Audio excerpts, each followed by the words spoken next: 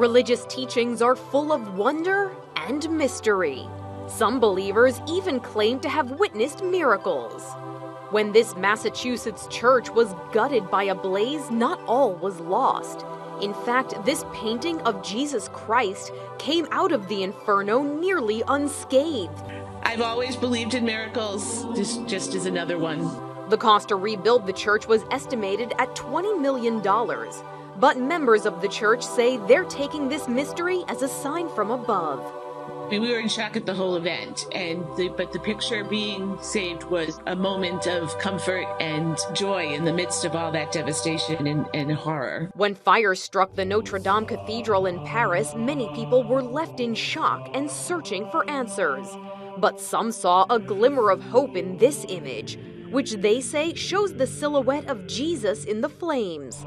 A comforting thought for many saddened by the destruction. A church in New Jersey got what it considered to be a Christmas miracle in the mail. It had no return address, just a tracking number which told us it was from Florida. And when we opened it, we found this tiny little baby Jesus.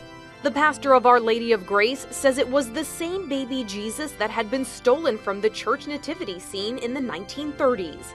It included an anonymous letter saying the statue was passed down through a family, and the most recent recipient felt like it should be returned to the church. It must have bothered somebody enough that they wanted it to come home. And even after what could have been 90 years, they did the right thing. Although the thief and the Good Samaritan who returned it remain a mystery, for this church community, it was still a sign of hope. Italian investigators were hoping the discovery of bones at the Vatican's embassy in Rome would solve a decades-old mystery.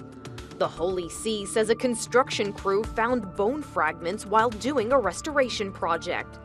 Initial speculation was that they could be the remains of Emanuela Orlandi, who went missing on Vatican property when she was 15 years old in 1983.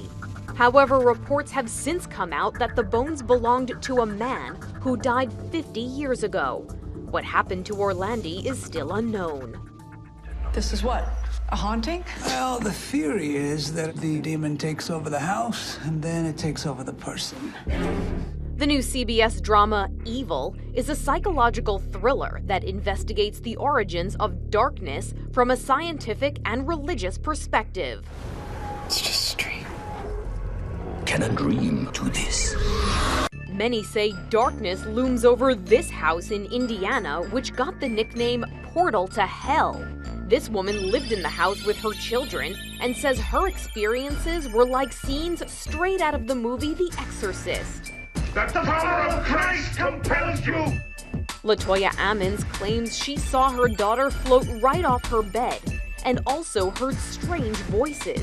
We've waited 5 months. It sounded like something dead. Exorcizo te un bendissime. A religious mystery that may be better left alone. For InsideEdition.com, I'm Mara Montalbano.